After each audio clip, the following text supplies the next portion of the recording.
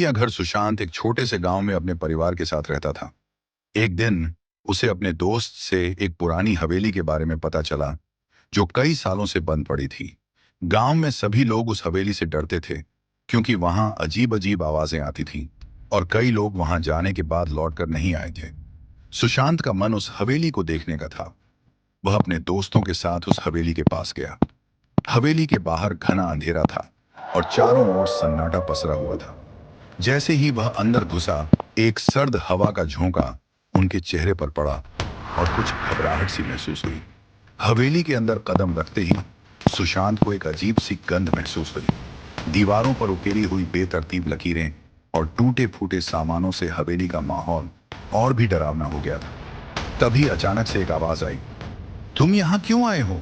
सुशांत के दोस्त डर के मारे चिल्लाए, लेकिन सुशांत ने साहस दिखाते हुए आवाज की ओर बढ़ने का निर्णय लिया।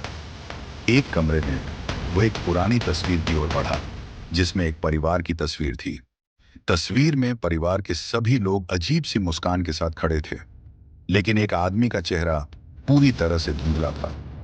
सुशांत ने वह तस्वीर उतारी और पीछे एक अजीब सा संदेश लिखा हुआ पाया, जो इस घर में आएगा वह यहां फंस जाएगा। सुशांत ने जैसे ही उस संदेश को पढ़ा, कमरे की लाइटिंग झपकने लगी। अचानक सभी दरवाजे बंद हो गए और कमरे में अजीब सी आवाजें गूंजी। सुशांत ने डरते हुए पीछे मुड़कर देखा तो देखा कि वह परिवार का धुंधला चेहरा सामने खड़ा था। तुमने मेरी चेतावनी नहीं मानी, उसने खौफनाक आवाज में कहा।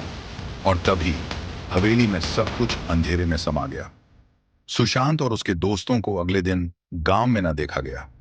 लोग कहते हैं कि उन्होंने उस हवेली को छोड़कर कहीं जाना चाहा, लेकिन अब वे वहां के खौफनाक भाग्य से हमेशा के लिए बंध गए हैं।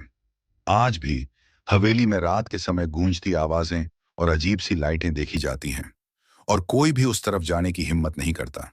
Subscribe to my channel.